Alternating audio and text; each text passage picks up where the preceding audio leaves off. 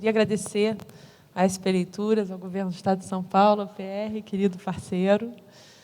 Agradecer a presença de todos vocês aqui.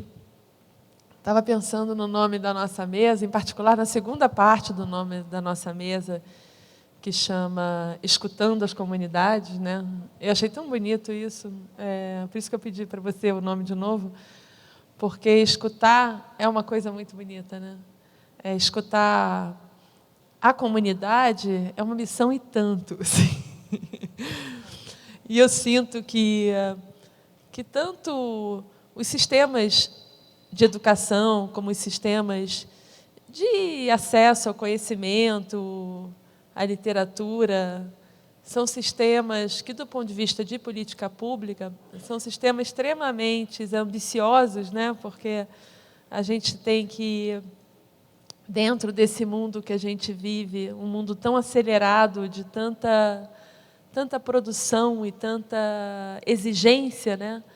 A gente tem que acreditar que a gente vai conseguir transformar as pessoas, né? E mais forte, né? Transformar aquele indivíduo, né? Se transformando junto com ele, né? E tendo experiências que eu considero experiências muito mais vinculadas à vida, à forma como a gente apreende, né, as coisas bonitas da vida, né, as coisas belas que estão aí para a gente. A literatura, com certeza, é uma delas. Talvez a de mais difícil acesso, né? A gente fica se perguntando, às vezes, por que as pessoas não leem? Ou será que todo mundo deve ler? Ou será que todos nós somos leitores de um mesmo tipo, né? Eu acho isso tão interessante, assim, quando a gente começou o trabalho nas bibliotecas parques do Rio de Janeiro, a gente discutia até... Hoje eu estou super contente, porque eu estou aqui com 4 grandes parceiros de trabalho, que é o Sérgio, que é diretor hoje da Biblioteca Parque de Manguinhos, que está aí na plateia, a Claudinha, que aí foi parceira minha na Secretaria de Cultura e discutia isso tudo que eu estou conversando com vocês aqui quase que diariamente comigo. A Claudinha é diretora da Biblioteca Parque de Niterói. A Luciana Soares, que assumiu recentemente a Biblioteca Parque Estadual, né, que é aquela grande biblioteca que está no centro do Rio de Janeiro. E ainda o Luiz, da Biblioteca Parque da Rocinha. Então, assim, hoje eu estou totalmente acompanhada de pessoas que estão dentro desse processo há muito tempo, com exceção da Luciana, que é recente, mas que já está totalmente contaminada, né, de todo esse tipo de reflexão, né, que faz parte do nosso dia a dia. Mas, voltando um pouco, estava falando dessa diversidade de leitores e de como que a gente pode tratar essa diversidade dentro desses espaços que hoje, como o PR muito bem disse, a gente já conversou sobre isso, que são espaços praças, são espaços de abertura, né? A gente pode considerar a biblioteca um pouco como espaço de interrupção da vida ativa, né? Eu gosto muito de pensar a biblioteca como um espaço assim, a gente está correndo na vida, né? Trabalhando, lendo. Ler também é uma atividade muito necessária, às vezes por causa do trabalho. Não estou falando aqui de leitura literária, mas falando de tudo que a gente lê no nosso dia. Isso também é uma ação, é uma atividade, não é um se largar no ambiente mágico da leitura, né? A gente lê também porque a gente tem que produzir textos, porque a gente tem que produzir falas, porque a gente tem que produzir coisas e porque a gente tem que entregar o tempo todo alguma coisa. E nessa entrega, seja ela uma entrega textual, seja uma entrega da nossa fala, ou do nosso trabalho, ou da nossa produção, elas não necessariamente estão nos dando a oportunidade de pensar e de se largar nesse mundo que é o mundo da leitura, né? Que é o mundo do pensamento. E a gente, então, quando a gente pensava assim, que livros que a gente coloca nessas bibliotecas, a gente pensava, então, mas a gente tem esse leitor que é o leitor solitário, que eu diria que é o leitor mais raro, né? Que é o leitor que consegue se descolar do mundo. Eu morro de inveja desse tipo de leitor, porque eu não sou essa leitora.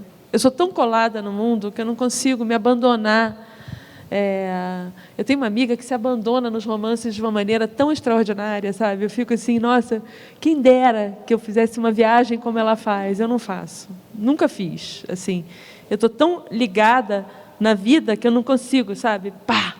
Me apaixonar de verdade por um personagem. Eu me apaixono pelos escritores e não pelos personagens dos escritores. Então tem esse leitor solitário, né, que eu acho que é esse leitor que consegue desaparecer com o mundo que está na frente dele para ler e entrar nessa viagem, nesse mundo, nesse lugar imaginário, né, e inexistente, que só existe na nossa mente, nas nossas ideias. Tem aquele leitor que é um leitor que está mais querendo adquirir conhecimento, adquirir informação. Esse leitor não se larga, até mesmo porque ele parte do pressuposto de um interesse tão firme, tão pontual em se ilustrar, que ele dificilmente se abandona no texto, né? Ele acaba lendo com interesse profundo. Quando eu falo aqui em interesse, eu estou falando de um interesse muito bom, que é o de estar interessado em algo, mas sem desmerecer, falando ali do primeiro leitor que eu citei, esse leitor solitário que se abandona no texto, que eu chamo um pouco de leitor desinteressado, né? É o leitor que está lendo não por interesse, mas justamente por ele estar desapegado de qualquer interesse, ele viaja, né? Enquanto que esse outro leitor, que é o leitor interessado, está ali o tempo todo buscando adquirir conhecimento, provavelmente para fazer uso disso, seja um uso político, seja um uso de sedução, né? Eu sou esse caso. Eu não lia nada até hoje. Eu vou fazer uma conversa com vocês bem pessoal do leitor, né, e daquele que trabalha com leitura. Eu não lia nada até os 18 anos, 17 anos de idade, absolutamente nada. Eu era uma moça muito do esporte, da praia, do balé. Então, a leitura pouco me interessava. Meu pai tinha uma grande biblioteca de direito em casa e de história. Então, não era uma coisa muito atraente para uma menina daquela idade que morava ali perto da praia, no Rio de Janeiro, realmente. Não, era muito melhor ir para a praia, jogar frescobol, encontrar os meus amigos e tocar um violão, do que ficar lendo em casa. Isso, para mim, não... Eu comecei a ler de verdade porque o meu primeiro emprego foi numa livraria com 18 anos de idade, uma pequena livraria no Leblon, que tinha um livreiro, que é uma coisa que hoje já não tem tanto assim, as livrarias ficaram tão grandes, você tem alguns atendentes mais especializados nisso ou naquilo, mas a livraria dificilmente reflete a mente e a cara de um livreiro. Como a biblioteca... Hoje são mais vendedores. Às vezes você encontra um ali que tem uma queda, né, para esse papel do livreiro.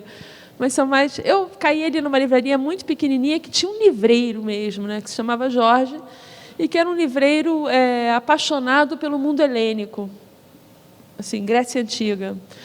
E muita psicanálise, muitos clássicos, pouquíssimos best-sellers. Assim, eu não sei nem como é que ele sobrevivia, o tempo que ele sobreviveu, né, porque é óbvio que já fechou essa livraria. E eu me apaixonei por ele. E aí eu fui correr atrás, então, de estar à altura, né, dele, o mínimo possível, para poder mostrar para ele que eu também conhecia um pouco daquela literatura, né? Bom, a minha obsessão foi tão grande, eu me apaixonava muito quando eu era nova, graças a Deus isso não me acontece mais. A minha obsessão foi tão profunda e tão grande que eu comecei a ler, gente, não estou brincando não, eu li quase tudo que vocês podem imaginar editado na língua portuguesa sobre o mundo de Homero, de Ulisses, a Odisseia, os historiadores helenistas, franceses, né, que se debruçaram naquilo. Eu li tudo aquilo, tudo. Eu cheguei mesmo a desenhar um mapa, que era o percurso do Odisseu voltando para Ítaca. Que nem a gente fazia na escola, com aqueles...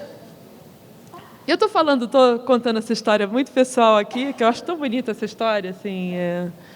Eu nunca contei isso para ele, eu tenho que um dia contar isso para o objeto da paixão. Que é um objeto mesmo, né? Assim, não...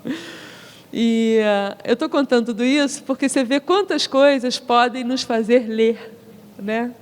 E como elas são imponderáveis, como elas são diversas e como a gente às vezes está ali trabalhando com a leitura e achando que a gente vai conseguir, ou que a gente deve dizer assim para algum jovem leitor que entra na biblioteca: você já leu esse livro? Esse livro é muito interessante.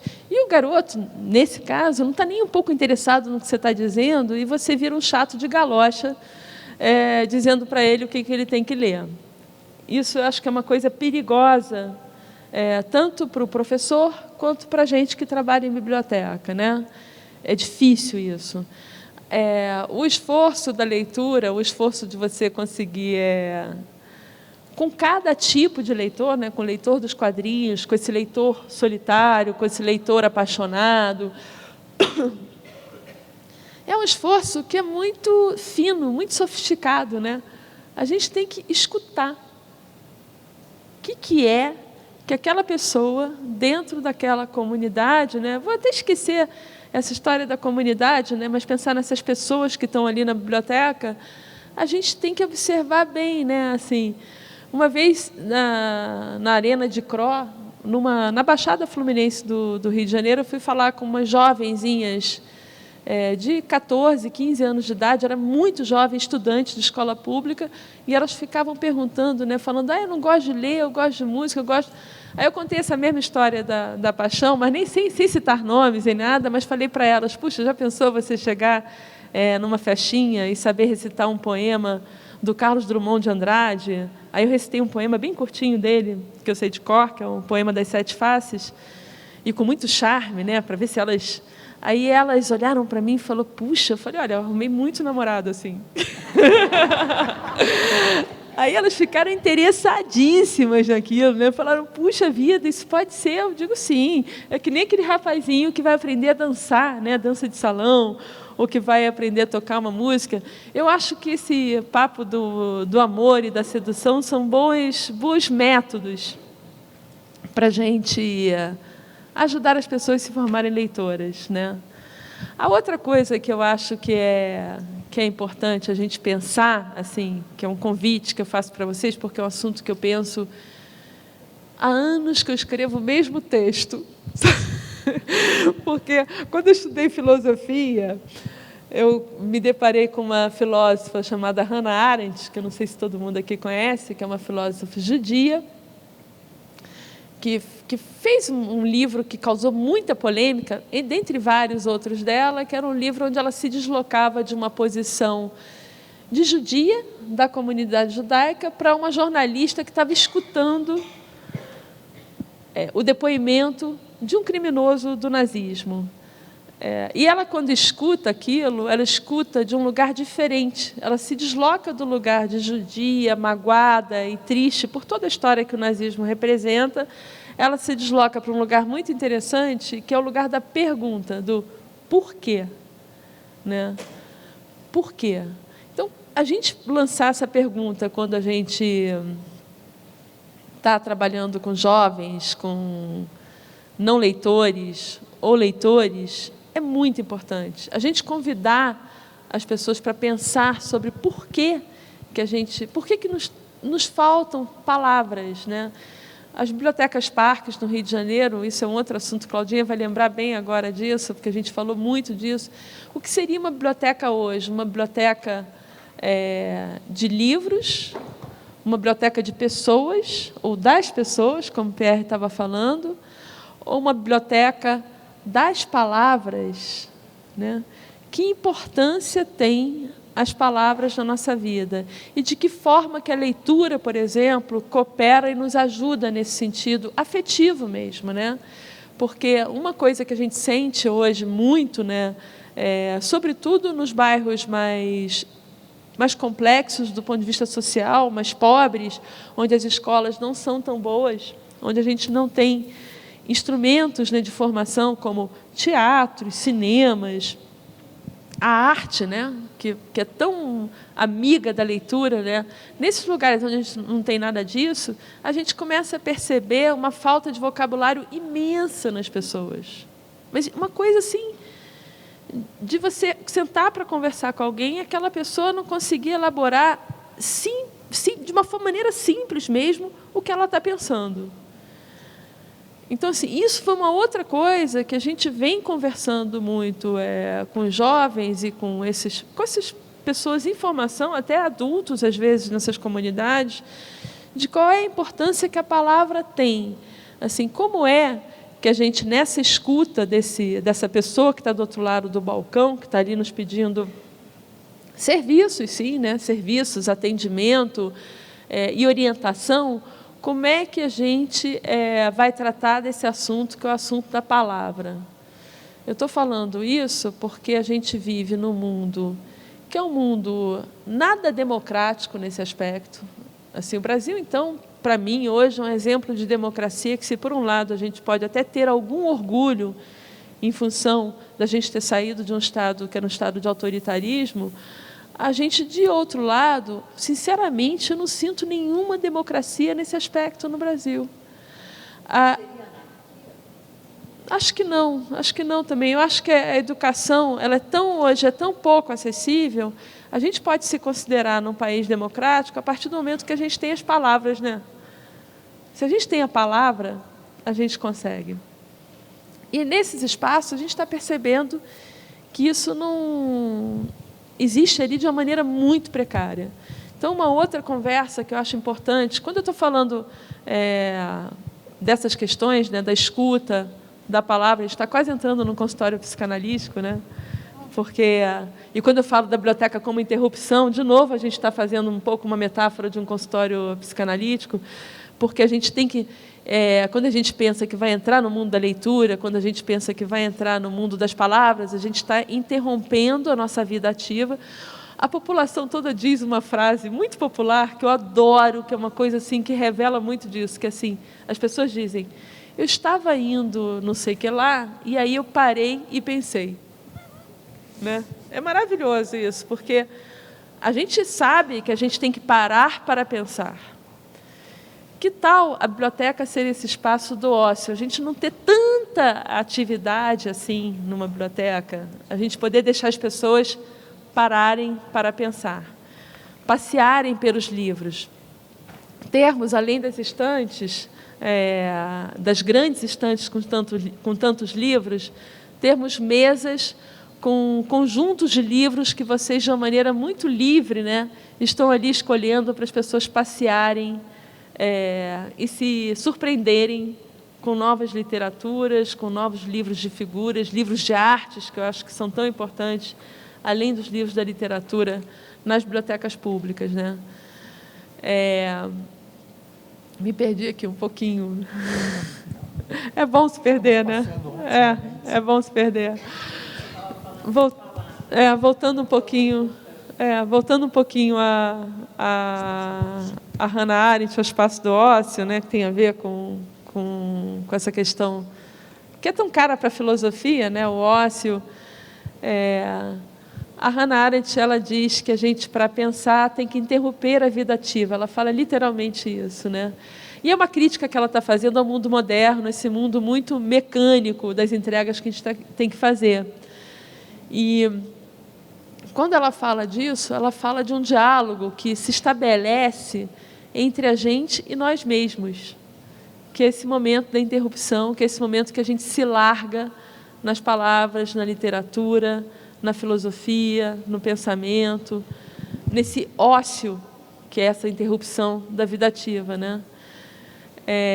Eu queria muito, assim, sonho muito com a ideia por exemplo, de nas escolas, né, da gente encontrar um professor socrático que, no lugar de informar para a gente o que a gente tem que saber, o que a gente sabe, o que a gente conhece, que ele não pare de perguntar e perguntar e perguntar, e que a gente fique andando pelos lugares perguntando. Né? Ontem eu estava vendo meu enteado, coitado, tendo uma aula de história trágica do meu marido, que não leva nenhum jeito para dar aula de história. Estava dizendo o que era monarquia e o que era república, né? E eu falei assim para o Juca tem 8 anos, eu falei assim: Juca, vamos dar uma volta. O Juca estava entediadérrimo, assim, coitado, ele não estava aguentando.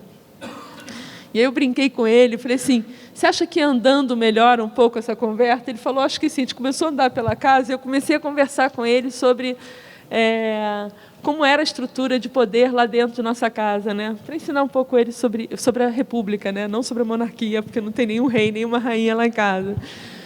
E ele começou a se divertir muito com aquilo, porque eu fiz muita brincadeira e tal. E depois o Guilherme olhou para mim e falou assim, puxa, o que você fez? Eu falei, eu brinquei de Sócrates com ele, eu fiquei andando.